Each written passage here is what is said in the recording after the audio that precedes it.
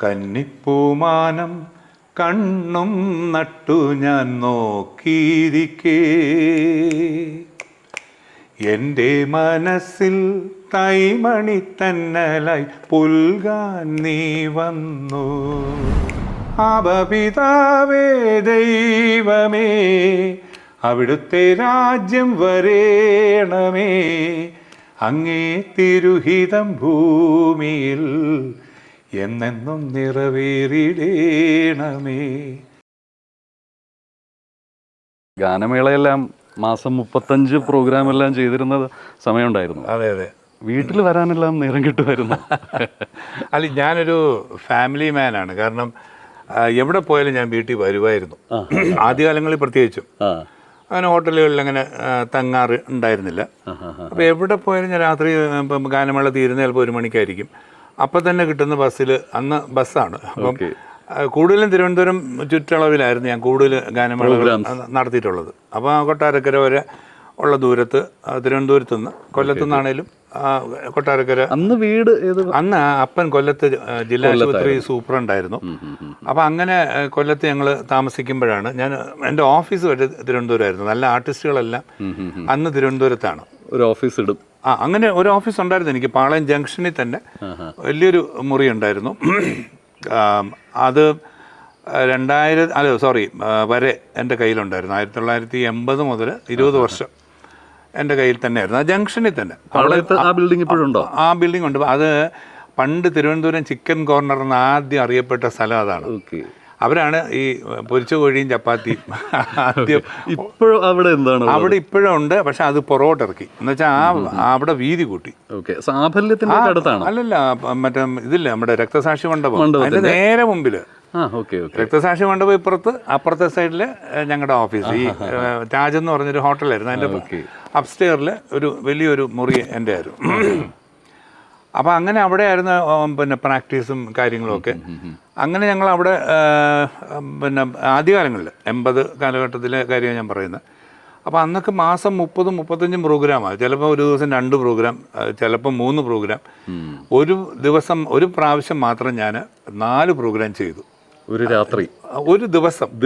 രാവിലെ 10:30 ശ്രീമൂലം ക്ലബ്ബിൽ ഒരു കല്യാണം, ഉച്ചയ്ക്ക് 3 മണിക്ക് കരുനാഗപ്പള്ളിയിൽ ഒരു, അന്ന് ഈ ട്യൂട്ടോറിയൽ കോളേജൊക്കെ ഉള്ള സമയമാണ്. അപ്പോൾ ഈ ട്യൂട്ടോറിയൽ കോളേജിൻ്റെ വാർഷികം. രാത്രി 9 മണിക്ക് ഒരു അമ്പലം, 12 മണിക്ക് മറ്റൊരു അമ്പലം. 4-ാമത്തെ ഇല്ല, വെള്ളവേഷം ഒന്നേ ഉള്ളായിരുന്നു. കാരണം എല്ലാം അടുത്തടുത്ത, നമുക്ക് സമയമില്ല, മാറാനൊന്നും സമയമില്ല, അടുത്ത സ്ഥലത്തേക്ക് നമ്മൾ ഓടുകയാണ്. അപ്പോൾ അന്ന് ഞാൻ മുഖ്യമായിട്ടും മെയിൻ പാട്ടുകാരൻ എന്ന നിലയിൽ, എൻ്റെ ട്രൂപ്പാണ് KG മാർക്കോസ് ആൻഡ് പാർട്ടി എന്നാണ്. അപ്പോൾ അന്നൊക്കെ ദാസേട്ടനെ എങ്ങനെ അവതരിപ്പിക്കുന്നോ അതുപോലെയാണ് നമ്മളെല്ലാവരും. അന്ന് ബഷീറായാലും ഞാനായാലും മറ്റ് ലോക്കൽ സിംഗേഴ്സ് ആണെങ്കിലും ഒക്കെ ഈ ഗാനമേള ട്രൂപ്പുകളിൽ മാത്രമേ ഉള്ളായിരുന്നു 3-4 പാട്ടുകാർ. അല്ലെങ്കിൽ പേര് ഉള്ള പാട്ടുകാരാണെങ്കിൽ അവർ മാത്രം നിന്ന് പാടുന്ന. അപ്പം ഞാൻ തന്നെ ഏകദേശം 12-15 പാട്ട് പാടുന്നുണ്ട്. അപ്പോൾ 4-ാമത്തെ ഒക്കെ ആയപ്പോഴത്തേക്കും നമ്മൾ ഒരു പരുവത്തിലായി. കാരണം 60 പാട്ടെന്ന് പറയുമ്പോഴേ പാടാൻ വയ്യാഞ്ഞിട്ടല്ല, അതുപോലെ പാടണമല്ലോ. അങ്ങനെയൊക്കെ ഉള്ള കുറേ കഷ്ടപ്പാടുകളൊക്കെ അന്ന് നടത്തിയിട്ടുണ്ട്. കാരണം ഒരു ആവേശത്തിൻ്റെ പേരിൽ അങ്ങ് എടുക്കുന്ന. അപ്പം അങ്ങനെ 34 പ്രോഗ്രാമൊക്കെ ഒരു മാസം ചെയ്തിട്ടുണ്ട്. മാർക്കോസിൻ്റെ ഗാനമേള, NG ശ്രീകുമാറിൻ്റെ ഗാനമേള, ഇതെല്ലാം ഉണ്ടെങ്കിൽ അത് വലിയ ഉത്സവം. അത് പൊതുവേ ഉള്ള എന്ന് വെച്ചാൽ ആ ഉത്സവത്തിനിടയ്ക്ക് ചെറിയ ചെറിയ ഗാനമേളയുടെ ഇടയിൽ വലിയൊരു അറിയപ്പെടുന്ന ഒരാൾ വരുമ്പോഴത്തേക്കും അത് വലിയ ഉത്സവമാവും. പക്ഷെ MG ശ്രീകുമാറൊക്കെ രംഗത്ത് വരുന്നത് 90-ലാണ്. ഞാൻ രംഗത്ത് 78 മുതൽ ഇറങ്ങിയാണ്. അപ്പം അങ്ങനെ ഗാനമേളയെ കൂടെ ഒരു പേരായി. അങ്ങനെ പതുക്കെ സിനിമയിലേക്ക് 81 സിനിമയിൽ വരുന്നു. ബാലചന്ദ്ര മേനോൻ്റെ. അപ്പോൾ അദ്ദേഹം എൻ്റെ കൂടെ എൻ്റെ സീനിയറായിട്ട് കോളേജിൽ പഠിച്ചതാണ്. ഞാൻ പ്രീ ഡിഗ്രി പഠിക്കുമ്പോൾ അദ്ദേഹം MA അവിടെ പഠിച്ചിരുന്നു. അപ്പം അല്ല, കൊല്ലം ഫാത്തിമ നാഷണൽ കോളേജ്. അപ്പോൾ അവിടുത്തെ ഈ കോളേജ് ഫങ്ഷൻസൊക്കെ പിന്നെ കണ്ടക്ട് ചെയ്യുന്നതും ഡയറക്റ്റ് ചെയ്യുന്നതൊക്കെ മേനോനായിരുന്നു. അപ്പോൾ അന്നേ ഞങ്ങളെ പാട്ടുകാരെന്ന നിലയിൽ എന്നെയും മറ്റു അവിടുത്തെ പാട്ടുകാരെ സംഘാടകനായിരുന്നു. അന്നേ വലിയ അതിനൊക്കെ ഭയങ്കര മിടുക്കായിരുന്നു. കന്നിപ്പൂമാനം എന്ന പാട്ടാണ് ഞാൻ ആദ്യമായിട്ട് സിനിമയിൽ പാടിയത്. അത് ജോൺസൺ മാഷായിരുന്നു അതിൻ്റെ സംഗീതം. ദേവദാസ് എന്ന് പറഞ്ഞ ആ കാലത്ത് ഒരു നല്ല എഴുത്തുകാരനായിരുന്നു. അദ്ദേഹമായിരുന്നു അതിൻ്റെ ലിറിക്സ്.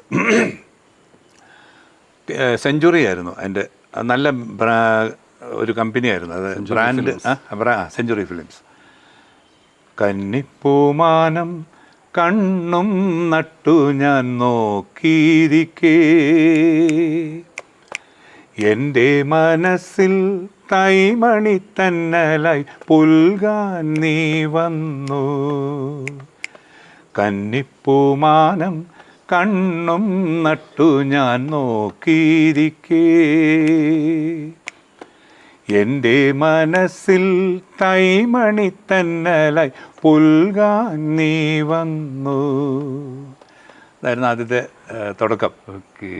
അന്നും ഇന്നും പാടുമ്പോഴത്തേക്ക് എന്താണ് തോന്നുന്നത്? വ്യത്യാസങ്ങളൊന്നും ഉണ്ടാവില്ല? വ്യത്യാസം എന്ന് പറഞ്ഞാൽ തീർച്ചയായിട്ടും ആ പാട്ടിൽ വ്യത്യാസം അതല്ല, ഞാൻ പാട്ട് സെയിം ആണ്, ട്യൂൺ അതായതുകൊണ്ട് നമ്മൾ പാട്ട് അങ്ങനെ, പക്ഷെ നമുക്ക് കുറേ കൂടെ വോയിസ് നമ്മുടെ കൺട്രോളിൽ, നമ്മുടെ ഒരു ഐഡിയയ്ക്ക്, അത് മാത്രമല്ല എവിടെയൊക്കെ കുറെ കൂടെ എക്സ്പ്രഷൻ കൊടുക്കാമായിരുന്നു എന്നൊക്കെ ഇപ്പൊ തോന്നുന്നുണ്ട്. അപ്പൊ അന്നതങ്ങ് പാടിപ്പോയി, അത് പഠിപ്പിച്ചത് അന്ന് എങ്ങനെയാണ് അതുപോലെ പാടി. ഇപ്പൊ നമുക്കൊരു നമ്മുടെ കൺട്രോളിൽ വോയിസ് നിൽക്കും, അല്ലെങ്കിൽ നമുക്ക് കുറച്ച് എക്സ്പ്രഷൻസ് അവിടെ കൊടുക്കാം ഇവിടെ കൊടുക്കാം എന്നൊക്കെ തോന്നുമ്പോൾ, ഇന്നായിരുന്നെങ്കിൽ ഈ പാട്ടിന് ഇത് ഇവിടെ ഇങ്ങനെ പാടിക്കോട്ടെ എന്ന് വേണമെങ്കിൽ ചോദിക്കാവുന്ന, അന്ന് നമുക്ക് അതിനുള്ള സ്വാതന്ത്ര്യമില്ല. അല്ലെങ്കിൽ തന്നെ പലപ്പോഴും ചില സംഗീത സംവിധായകർ അനുവദിക്കാറില്ല. അത് മതി അത് മതി, ഞാൻ പറയുന്ന പാടിയാൽ മതി എന്ന് പറയുന്ന ആൾക്കാരായിരുന്നു അന്ന്. അപ്പോൾ ഇപ്പോൾ അതല്ല, നമുക്ക് പറയാം ചേട്ടാ അത് അങ്ങനെ പാടിയാൽ നന്നാവൂലേ, അല്ലെങ്കിൽ ഇത് ഞാൻ ഇങ്ങനെ ഒന്ന് പാടിക്കോട്ടെ എന്നൊക്കെ ചോദിക്കാം. ഓപ്ഷൻ ഉണ്ട്. അതെ, അതാണ് നമ്മൾ ഈ ഓരോന്ന് പാടി വരുമ്പോഴും അറിവ് വരുമ്പോഴും ഉള്ള വ്യത്യാസം. പിന്നെ ഇരുത്തം, അതായത് നമ്മൾ വർക്ക് ചെയ്യുന്ന അനുസരിച്ച് തൊണ്ടയ്ക്ക് അതിൻ്റെതായ ഡെപ്ത് വരും.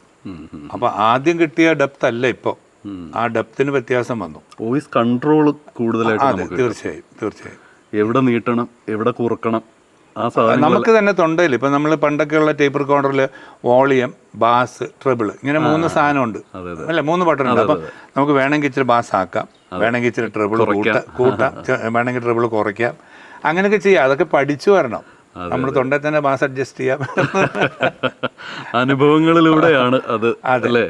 ചില നേരങ്ങളിൽ അതുപോലെ പാട്ട് വരുമ്പോഴത്തേക്ക് കൂട്ടേണ്ട സ്ഥലങ്ങളിൽ നമ്മൾ ചിലപ്പോൾ ഓട്ടോമാറ്റിക്കായിട്ട് അത് കൂട്ടും. അത് തന്നെയല്ല, ചിലപ്പോൾ ഹസ്ക് ചെയ്ത് പിടിക്കേണ്ട ചില സ്ഥലങ്ങളുണ്ട്. അവിടെ വരുമ്പോൾ നമുക്കറിയാം, അവിടെ വോയിസ് ഇങ്ങനെ കൺവേർട്ട് ചെയ്താൽ നമുക്കത് പിടിക്കാൻ പറ്റും. അങ്ങനെയൊക്കെ ഉണ്ട്. അല്ല, ഇതുപോലുള്ള കാര്യങ്ങളെല്ലാം പഠിച്ചു കഴിഞ്ഞപ്പോൾ മ്യൂസിക് ചെയ്തില്ലേ, സംഗീതം ചെയ്തിട്ടുണ്ട്, അത്യാവശ്യം ചെയ്തിട്ടുണ്ട്, ഇല്ല എന്ന് പറയാൻ പറ്റത്തില്ല. പക്ഷെ അതിൽ ഞാനൊരു എക്സ്പേർട്ടൊന്നുമല്ല. കാരണം ചില സ്ഥലങ്ങളിൽ പാടാൻ ചെല്ലുമ്പോൾ അവരാദ്യമേ പറയും, ചേട്ടാ ഇതിവിടെ ലോക്കലായിട്ടുള്ള ഒരാൾ എഴുതിയതാണ്, ഞങ്ങളിത് സ്ഥിരം പള്ളിയിലൂടെ ഓരോരുത്തരും ഓരോ രീതിയിൽ പാടും. അപ്പം ഒന്ന് ട്യൂൺ ചെയ്തത് വേദിയിലൊന്ന് ഗാനമേളയ്ക്ക് ചെല്ലുമ്പോഴായിരിക്കും വേദിയിലൊന്ന് പാടണം എന്ന് പറയുമ്പോൾ നമുക്ക് കൈ കിട്ടുന്ന ചിലപ്പോൾ 1 മണിക്കൂർ 1 മണിക്കൂർ മുമ്പായിരിക്കും. അപ്പോൾ പെട്ടെന്ന് ഓർക്കസ്ട്രക്കാരായിട്ടൊന്ന് തീരുമാനിച്ച് ഇങ്ങനെ ഒരു ട്യൂൺ, അങ്ങനെ അവരോട് ഞാനൊരു ബീജി ഉണ്ടാക്കി അങ്ങനെ പാടി ചില പാട്ടുകൾ ഹിറ്റായിട്ടുണ്ട്. അപ്പോൾ ചേട്ടൻ ഒരു പക്ഷേ 1/2 മണിക്കൂർ കൊണ്ട് പാടുന്നതാണെങ്കിലും ഈ ആദ്യമായിട്ട് എഴുതിയ ആളിന് അത് വലിയൊരു സംഭവമാണ്. തീർച്ചയായും. അതിപ്പോൾ ഞാൻ ശക്തികുളങ്ങര എന്ന് പറയുന്ന അവിടെ പള്ളിയിൽ വർഷങ്ങൾക്ക് മുമ്പ് ഞാൻ പാടിയത്, എനിക്ക് തോന്നുന്നു ഏകദേശം 80 പകുതിക്ക് എങ്ങാണ്ട് പാടിയതാണ്. അതിപ്പോഴും ആ പള്ളിയിൽ പാടുന്നുണ്ട്, 10-35 വർഷമായിട്ട്. അല്ല, അങ്ങനെ ഒരു ജൈജാൻറ്റിക് സോങ് ഉണ്ട്, ഇസ്രായേലിൽ. അയ്യോ, അതിന്റെ BGM കേട്ട് തുടങ്ങുമ്പോൾ തന്നെ ഓരോരുത്തർ താളം പിടിക്കുന്നതാണ്. ഇപ്പൊ അത് 25ാം വർഷത്തിലാണ്. എന്ന് വെച്ചാൽ 2000 ഞാൻ പാടിയതാ. ഇപ്പൊ 2025 റിലീസ് ചെയ്ത് 2000. ബേബി ജോൺ കലയന്താനിയാണ് എഴുതിയത്. പീറ്റർ ചേരാനെല്ലൂർ എന്ന് പറഞ്ഞ ആളായിരുന്നു മ്യൂസിക് ചെയ്തത്. അതിൽ കോറസ് പാടിയത് ആരെല്ലാം?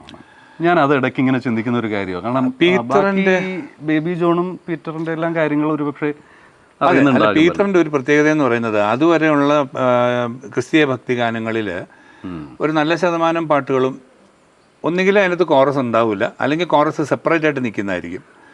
ഇപ്പം അതല്ല, നമ്മൾ 2 പേര് പാടി കഴിഞ്ഞിട്ട് അതിൻ്റെ കൂടെ കോറസ്, അല്ലെ ബാക്ക്ഗ്രൗണ്ടിൽ കോറസ്. പീറ്ററിന്റെ എല്ലാ പാട്ടുകളിലും, ഞാൻ പാടിയ ഒട്ടുമിക്ക പാട്ടുകളിലും കോറസിന് ഒരു വലിയ ഇമ്പോർട്ടൻസ് ഉണ്ട്. അപ്പോൾ അതൊരു വലിയൊരു ചേഞ്ച് ആയിരുന്നു. അല്ല, അത് പാടിയതാരെല്ലാമായിരുന്നു എന്ന് ചോദിച്ചാൽ ഇപ്പോൾ എനിക്ക്, കാരണം ഞാൻ അതിൻ്റെ ട്രാക്കിൽ വന്ന് പാടുമായിരുന്നു. ആദ്യം ട്രാക്ക് പാടിയിട്ടത് ആരാന്ന് എനിക്കിപ്പോഴും അറിയില്ല. ഞാൻ അതിൻ്റെ ട്രാക്ക് കേട്ടിട്ട് പിന്നെ അത് അതിൻ്റെ അകത്ത് പിന്നെ മർത്യനായി ഭൂമിയിൽ പിറന്നു സ്നേഹദൈവം,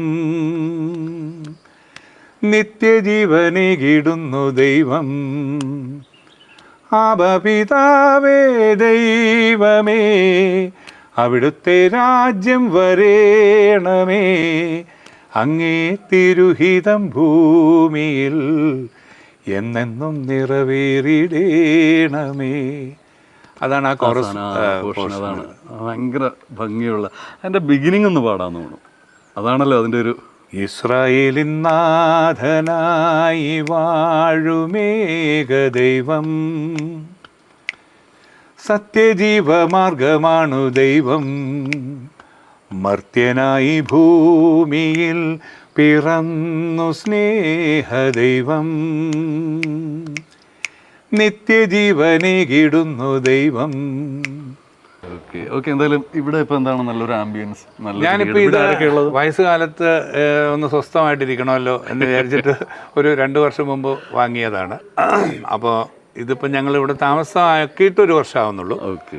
ഞാൻ വാങ്ങിയത് 2 വർഷം മുമ്പാണ്. എൻ്റെ ഇൻറ്റീരിയറെല്ലാം നമ്മൾ തന്നെ. എൻ്റെ മകൻ, രണ്ടാമത്തെ മകൻ ആർക്കിടെക്റ്റാണ്. അയാൾ ഒരു വലിയ ഫേമിലാണ് വർക്ക് ചെയ്യുന്നത്. പുള്ളി ചെയ്ത് നന്നാക്കിയോ അതോ? തീർച്ചയായിട്ടും അവൻ്റെ കരവിരുത് കുറേ കാണിച്ചിട്ടുണ്ട്. കുറേ രണ്ടും വരാമല്ലോ, പ്രത്യേകിച്ച് സ്വന്തം വീട്ടിൽ ചെയ്യുമ്പോഴത്തേക്കാ നീ പഠിക്കും. അതെ അതെ, ഞങ്ങൾ രണ്ടും കൂടെ ഉള്ള ഒരു ക്രിയേഷനാണ് അകത്ത്. മൊത്തം നമ്മൾ പറഞ്ഞാൽ രണ്ടുപേരും കൂടെ ചെയ്തതാണ്. അങ്ങനെയാണെന്നുണ്ടെങ്കിൽ കുറച്ച് നേരം നമുക്ക് ഇനി അകത്തിരുന്ന് അങ്ങനെ വിശേഷങ്ങൾ ആയിക്കോളെ. ഇവിടെ ഞാനും വൈഫും എൻ്റെ ഇളയ മോളുമാണ് കൂടുതലും ഞങ്ങളുടെ കൂടെ ഉള്ളത്. മൂത്ത മോൻ ഇവിടെ അടുത്ത് തന്നെ കിൻഡർ എന്ന് പറഞ്ഞ ഹോസ്പിറ്റലിൽ വർക്ക് ചെയ്യുക. അപ്പോൾ അവനാണ് കൂടുതൽ സമയം ഇവിടെ. ഞാൻ കടവന്ത്രയിലെ വീട്ടിലായിരിക്കും. കാരണം മോള് ഹൈക്കോടതിയിൽ അഡ്വക്കേറ്റായിട്ട് വർക്ക് ചെയ്യും. അപ്പോൾ അവൾക്ക് അവിടുന്ന് ഒരു 4 കിലോമീറ്റർ പോയാൽ മതി. ഇവിടെ നിന്നാകുമ്പോൾ ഒരു 15 കിലോമീറ്റർ പ്ലസ് ബ്ലോക്ക് പോകണം. അപ്പോൾ അത് കാരണം ഞങ്ങൾ കൂടുതലും കടവന്ത്രയാണ്. ഒരു 4 ദിവസം അവിടെ, 3 ദിവസം ഇവിടെ, അങ്ങനെ പോകണം. അപ്പോൾ നമുക്ക് അകത്തേക്ക് പോവാം. തീർച്ചയായിട്ടും ഞാൻ വിളിക്കുന്നുണ്ടല്ലോ എൻ്റെ വീട്. തീർച്ചയായിട്ടും നമുക്ക് അതാണ് സന്തോഷം.